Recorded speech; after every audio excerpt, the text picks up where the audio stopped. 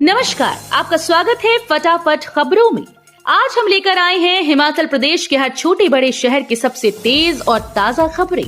तो चैनल को सब्सक्राइब कीजिए और वीडियो कहां से देख रहे हैं कमेंट बॉक्स में हमें जरूर बताइए।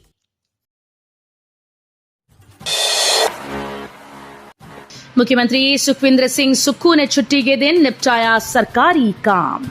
मुख्यमंत्री सुखविंदर सिंह सुक्खू ने अवकाश के दिन शनिवार को सरकारी काम निपटाया। वो कुछ देर के लिए सचिवालय भी गए और अधिकारियों से विभिन्न विषयों को लेकर चर्चा की। इसके अलावा उन्होंने अपने आवास पर पार्टी नेताओं के साथ मौजूदा विधानसभा उपचुनाव को लेकर रणनीति भी तैयार की। विधानसभा उपचुनाव के कारण मुख्यमंत्री प्री बजट और जीएसटी काउंसिल की बैठक में शामिल होने के लिए दिल्ली नहीं गए। शिमला में बूंदाबांदी, प्रदेश के कई भागों में 6 दिनों तक मौसम खराब रहने के आसार। हिमाचल प्रदेश के कई भागों में आगामी 6 दिनों तक मौसम खराब रहने के आसार हैं। शिमला में शनिवार दोपहर बूंदाबांदी हुई। मौसम विज्ञान केंद्र शिमला के मुताबिक 26 से 28 जून तक प्रदेश के कई भागों में बारिश का पूर्वानुमान है। वहीं 23 से 25 जून तक उच्च पर्वतीय भागों को छोड़कर मैदानी व मध्य पहाड़ी क्षेत्रों में मौसम साफ बना रहेगा। इन 6 दिनों के दौरान कुछ भागों में अंधड़ चलने का येलो अलर्ट भी जारी हुआ है। उधर कई जगह बारिश से पिछले 24 घंटों के दौरान अधिकतम तापमान में उल्लेखनीय गिरावट आई। औसत अधिकतम तापमान सामान्य से काफी नीचे रहा। जरूरी खबर अगर आ रहे हैं हिमाचल तो ठहर जाइए, इस वजह से सभी टॉय ट्रेन हो गई हैं रद्द। विश्व धरोहर कालका शिमला ट्रैक पर पुल नंबर 800 पर प्लेट के ढीली पड़ने की वजह से ट्रेन की आवाजाही को बंद कर दिया गया। रेलवे लोहे के ब्रिज को बदलकर आरसीसी का बना रहा है। इसका काम पिछले कई दिनों से चल रहा है। इसकी एक प्लेट ढीली पड़ गई है जिसे बदला जाना है। रेलवे ने शनिवार को शिमला आने वाले सभी 7 ट्रेन को रद्द कर दिया। कालका से शनिवार सुबह 3 ट्रेन आई। इसमें एक ट्रेन कंडाघाट पर 2 ट्रेन को तारादेवी तक चलाया गया। कांग्रेस के लिए रचा षड्यंत्र, प्रतिभा सिंह बोली, भाजपा की वजह से हो रहे उपचुनाव। प्रदेश कांग्रेस अध्यक्ष पूर्व सांसद प्रतिभा सिंह ने भाजपा के उस आरोप को पूरी तरह से निराधार बताया जिसमें वो विधानसभा उपचुनाव के लिए कांग्रेस को दोषी बता रही हैं। प्रेस को जारी बयान में प्रतिभा सिंह ने कहा कि भाजपा ने एक षड्यंत्र के तहत प्रदेश की कांग्रेस सरकार को अस्थिर करने का सफल प्रयास किया। उन्होंने कहा कि भाजपा ने 3 निर्दलीय विधायकों को भी अपने पक्ष में करने को त्यागपत्र देने को उकसाया। आचार संहिता के हटते ही एचआरटीसी में भरे जाएंगे इतने पद। आचार संहिता के समाप्त होने के बाद एचआरटीसी में नए चालक परिचालकों की भर्ती प्रक्रिया शुरू होगी। राज्य में 3 विधानसभा क्षेत्रों में उपचुनाव के चलते आचार संहिता लगी हुई है। ऐसे में प्रदेश सरकार में रुकी हुई भर्तियों की प्रक्रिया शुरू नहीं हो पा रही। एचआरटीसी में जहां 1 वर्ष 3 माह से 276 पदों पर चालकों की भर्ती प्रक्रिया रुकी हुई है, जिसमें चालकों की मुख्य परीक्षा होना बाकी है, वहीं 3 माह से परिचालकों की 357 पदों पर परिचालक भर्ती रुकी हुई है। परिचालकों को सिर्फ नियुक्ति देना बाकी है। प्रबंध निदेशक एचआरटीसी रोहन चंद ठाकुर का कहना है कि आचार संहिता के चलते कंडक्टर्स की भर्ती प्रक्रिया को शुरू नहीं किया जा सका। टीएमसी के नाम बड़ी उपलब्धि, 2 सफल किडनी ट्रांसप्लांट कर स्थापित किया नया कीर्तिमान। डॉक्टर राजेंद्र प्रसाद राजकीय आयुर्विज्ञान चिकित्सा महाविद्यालय टांडा अस्पताल ने किडनी ट्रांसप्लांट कर नया कीर्तिमान स्थापित किया। पर्यटन विकास बोर्ड के चेयरमैन और नगरोटा बगवा के विधायक रघुवीर सिंह वाली ने टांडा मेडिकल कॉलेज व अस्पताल में प्रेस को संबोधित करते हुए बताया कि बड़े हर्ष व गर्व की बात है कि टांडा अस्पताल की किडनी विशेषज्ञ डॉक्टर्स ने किडनी के 2 सफल ऑपरेशन कर इतिहास रच दिया। एक हफ्ते से ठप हिमाचल स्कूल शिक्षा बोर्ड की वेबसाइट बहाल, अभ्यर्थियों को मिली राहत। सर्वर डाउन होने के कारण करीब 1 हफ्ते से ठप हिमाचल प्रदेश स्कूल शिक्षा बोर्ड की वेबसाइट शनिवार को बहाल हो गई। बोर्ड की वेबसाइट के बहाल होने से अब अध्यापक पात्रता परीक्षा और डीएलएड की रीअपियर की परीक्षाएं देने वाले अभ्यर्थियों को राहत मिलेगी। वेबसाइट न चलने से अभ्यर्थियों को एडमिट कार्ड डाउनलोड करने में दिक्कतें पेश आ रही थीं। हालांकि स्कूल शिक्षा बोर्ड ने अभ्यर्थियों को राहत पहुंचाते हुए एडमिट कार्ड डाउनलोड करने के लिए वैकल्पिक व्यवस्था पहले ही कर ली थी। ऑनलाइन पंजीकरण शुरू, इतना है रजिस्ट्रेशन शुल्क। आगामी 14 से 27 जुलाई तक श्रीखंड ट्रस्ट की निगरानी में श्रीखंड महादेव की यात्रा होगी। श्रीखंड ट्रस्ट ने तैयारियां शुरू कर दी हैं। एसडीएम मनमोहन ने बताया कि ऑनलाइन पंजीकरण शुरू हो चुका है। यात्रा के लिए 250 रुपया पंजीकरण शुल्क रखा गया है। बेस कैंप में ऑफलाइन पंजीकरण की सुविधा भी रहेगी।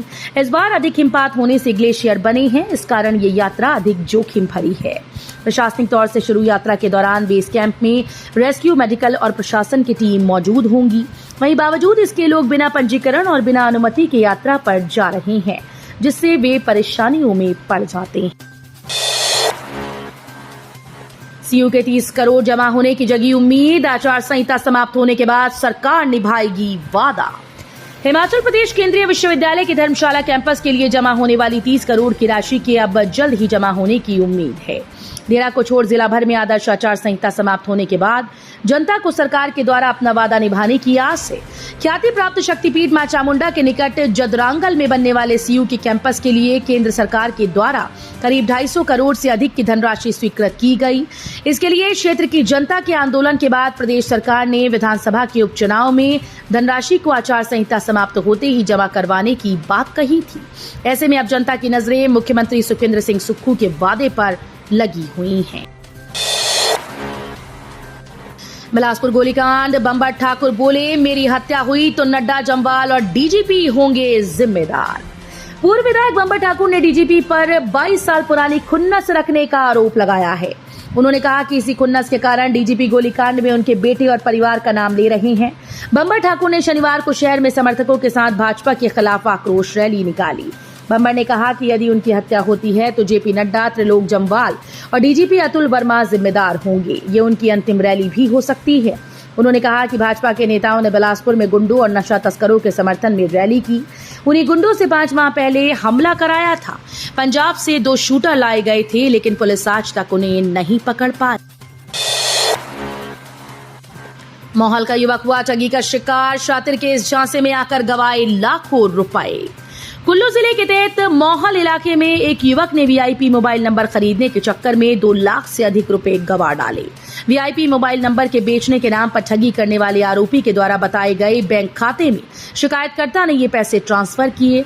पुलिस ने शिकायत पर आरोपी के खिलाफ भारतीय दंड संहिता की धारा 420 के तहत मामला दर्ज कर। पुलिस के अनुसार मोहाल इलाके के आयन शर्मा ने पुलिस को सौंपे शिकायत पत्र में कहा कि आरोपी ने खुद को एयरटेल कंपनी का अधिकारी बताया और कुछ वीआईपी मोबाइल नंबर शेयर किए थे।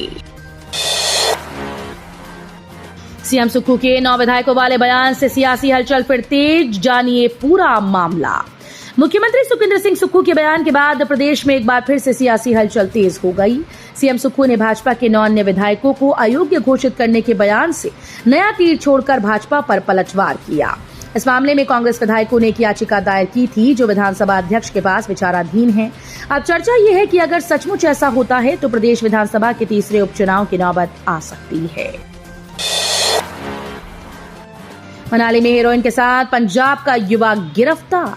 पर्यटन नगरी मनाली में पंजाब के युवक से हेरोइन बरामद की गई। युवक मनाली में परचून में हेरोइन बेचता था। पुलिस ने गुप्त सूचना के आधार पर उसके कमरे में दबिश दी और युवक के कमरे की तलाशी के दौरान 62.88 ग्राम हेरोइन बरामद की। वहीं पुलिस ने युवक को गिरफ्तार कर लिया है। डीएसपी मनाली केडी शर्मा ने मामले की पुष्टि करते हुए कहा कि हेरोइन के साथ गिरफ्तार किए गए युवक की पहचान 24 वर्षीय अमृतपाल सिंह, निवासी खालरा तहसील पट्टी, जिला तरन तारन, पंजाब के रूप में हुई। चंबा में एक और दर्दनाक हादसा, कार के खाई में गिरने से 2 युवकों की गई जान, एक गंभीर घायल। हिमाचल प्रदेश के चंबा जिले में हादसे रुकने का नाम नहीं ले रही। ताजा जानकारी के मुताबिक अब सिटकुंड में एक कार दुर्घटनाग्रस्त हो गई। इस हादसे में 2 युवकों की मौत हुई। इसके अलावा एक युवक गंभीर रूप से घायल हुआ। घायल को उपचार के लिए मेडिकल कॉलेज और अस्पताल चंबा पहुंचाया गया।